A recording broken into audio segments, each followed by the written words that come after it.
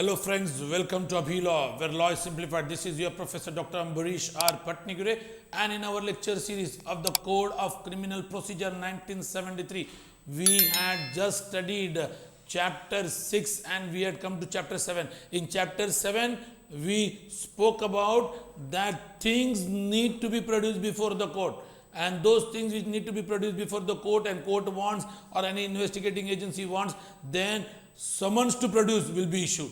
Section was 91 and 92 we studied. Now today, if even after delivering the summons to produce, if the persons under whose custody those things are is not ready to submit before the court and not ready to give it to the investigating agency, then the search warrant is being issued. Now today we are going to learn about search warrant. Section 93, when search warrant may be issued. Section 94, search of a place suspected to contain stolen property. Section 95, power to declare certain publication forfeited and to issue a search warrant. 96, application to the High Court to set aside such declaration. 97, search for a person who is wrongly confined. And section 98, power to compel restoration of abducted females. आइए हम इन सारे सेक्शनों को आज देखते हैं. ये section क्या कहता है कि समन्स टू प्रोड्यूस इश्यू करने के बाद भी जिस व्यक्ति के पास वो चीजें थी उसने कोर्ट के सामने लाई नहीं, पेश नहीं करी या इन्वेस्टिगेटिंग एजेंसी को हैंड ओवर नहीं किया, तब इन्वेस्टिगेटिंग एजेंसी या कोर्ट क्या करता है, हार्ड स्टेप उठाता है और सर्च वारंट को इश्यू करता है. Search warrant section 93 to 98. आइए हम 93 के सेक्शन को देखते हैं. When search warrant may be issued, search warrant कब इश्यू होता है, जैसे मैंने कहा 91 या 92 के तहत अगर सामने वाले को समन देने के बाद भी उसने नहीं दिया तो सर्च वारंट आता है. पी क्या कहता है, where such document or thing is not known the court to be in the possession of any person or where the court considers that the purpose of any inquiry, trial or other proceeding under this code will be served by a general search or inspection, it may issue a search warrant. मतलब क्या है, simple है, किसी व्यक्ति के पास वो नहीं है, कहाँ है पता नहीं, उस वक्त कोर्ट क्या करेगा, सर्च वारंट वापस जारी करेगा. पहला सेक्शन क्या कहता है, सर्च वारंट तब जारी होता है जब समन्स टू प्रोड्यूस था लेकिन उस व्यक्ति ने समन्स के द्वारा वो चीजें लाई नहीं. अब जब किधर वो चीज पता है नहीं है कि वो चीज कहाँ पर रखी हुई है और उसको ढूंढना है तो भी सर्च वारंट कोर्ट जारी कर सकता है. Sub clause 2 of 93, the court में if it thinks fit specify in the warrant the particular place और part thereof to which only the search or inspection shall extend.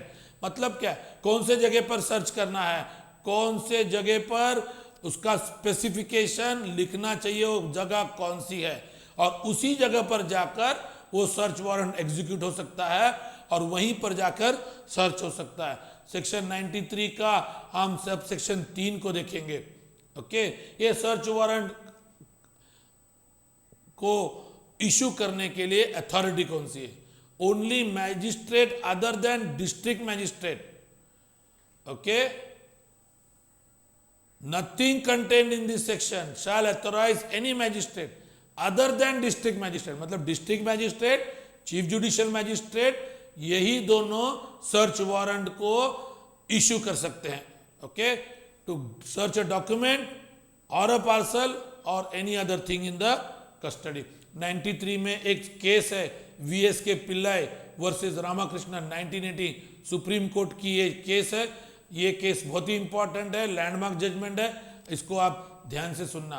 The court in this case observe that when a general search warrant is issued in execution of it, the premises even in the possession of an accused can be searched and document found therein can be seized irrespective of the fact that the document may contain some statement made by the accused upon his personal knowledge and which when upon proved may have a tendency to incriminate him.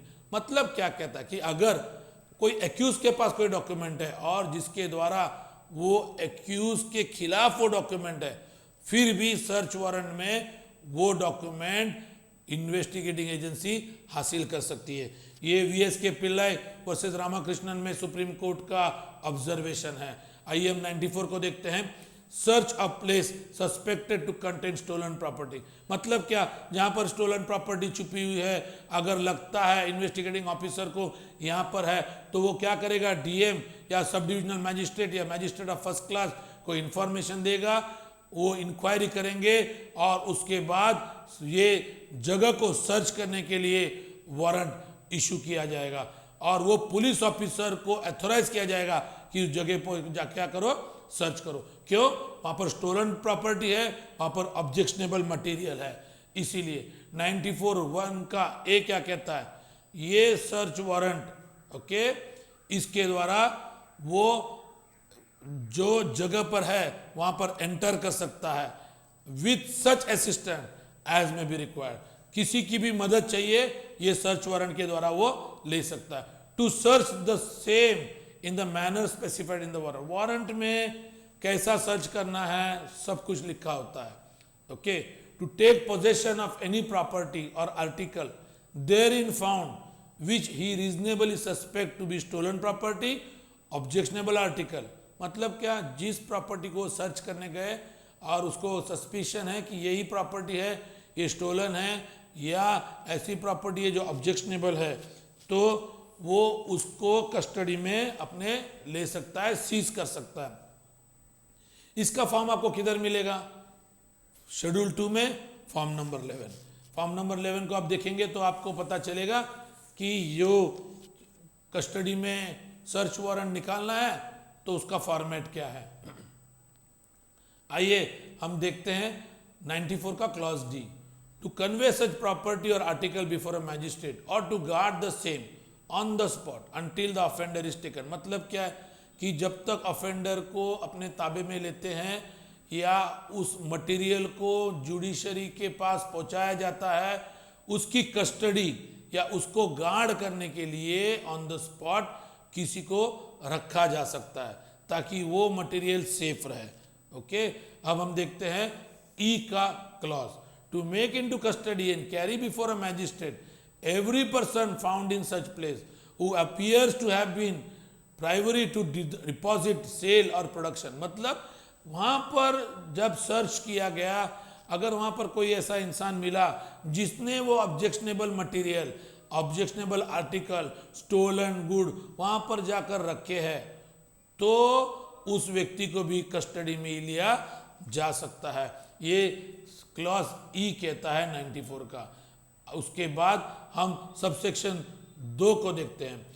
Objectionable article कौन कौन सी है, एक counterfeit coin, दूसरा okay metal token act 1889 के द्वारा जो metals India में लाए गए, जो कॉन्ट्रावेंशन मेटल्स है, उसके बाद counterfeit currency note, forge document, false seal, obscene object as per section 292, instrument और material used for production of the same article.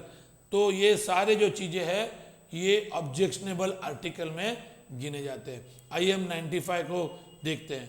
Power to declare certain publication forfeited and to issue search warrant for the same, मतलब कोई newspaper हो, कोई किताब हो, कोई document हो, वो क्या कोई पब्लिकेशन हो जिसको फॉरफिट किया गया हो या उसमें ऐसी कुछ चीज़ें हैं जो गवर्नमेंट के खिलाफ लिखती है, ऐसा कुछ पनिशेबल ऑफेंस है, ऐसा कोई मैटर पब्लिश किया गया है, तो ऐसे चीज़ों को फॉरफिट किया जा सकता है, उसको सर्च किया जा सकता है। और ये सेक्शन 95 कहती है कि वो सारे चीज़ों को सर्च करना, उस पब्लिकेशन में जाना, हर एक कॉपी को ढूंढ कर निकालना, ये है सेक्शन 95।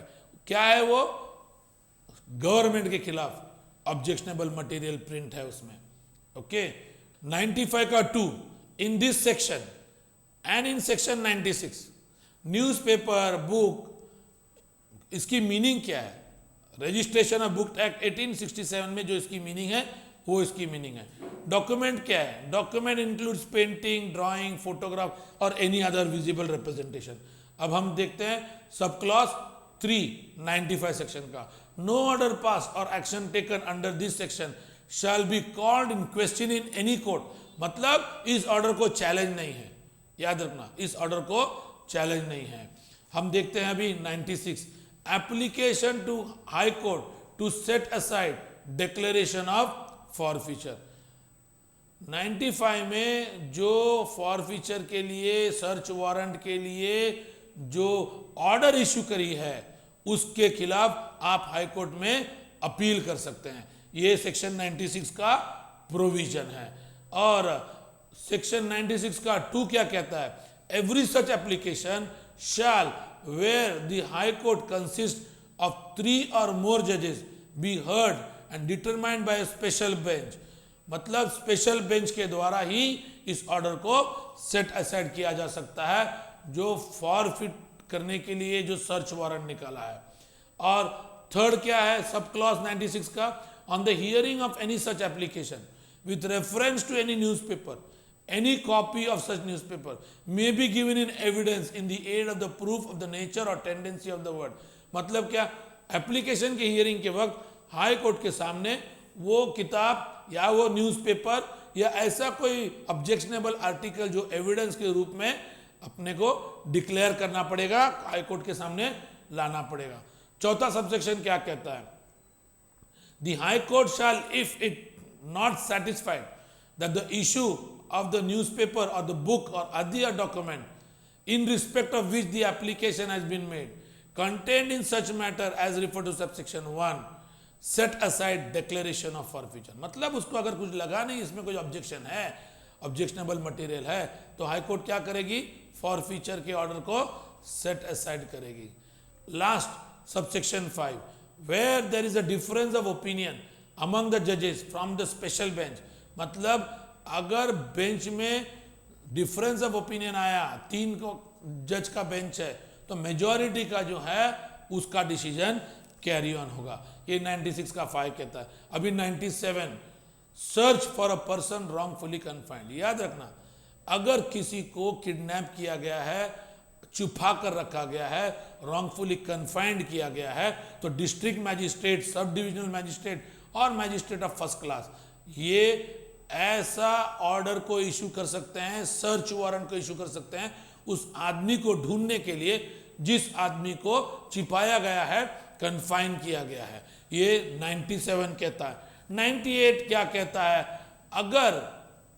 अगर power to compel restoration of abducted female, अगर कोई फीमेल चाइल्ड है या वुमन है उसको डिटेन किया गया है और वो फीमेल चाइल्ड 18 साल के नीचे है फॉर एनी अनलॉफुल पर्पस, तो वहां पर भी district magistrate, sub divisional magistrate और magistrate of first class may make an order for immediate restoration of such woman to her liberty और compel the officer to search that place. तो ये हो गया सेक्शन 98। मुझे लगता है सर्च वारंट के मैंने आपको सारे सेक्शन समझा दिए हैं और इस सर्च वारंट के साथ हमने आज कौन से सेक्शन देखे? 93 टू 98। अगर आपको मेरा वीडियो अच्छा लगा तो प्लीज़ लाइक कीजिए, शेयर कीजिए और सब्सक्राइब कीजिए और आपके वैल्यूबल कमेंट्स को प्लीज़ abhilog comments@gmail.com पर भेजना न भूलना। Thank you.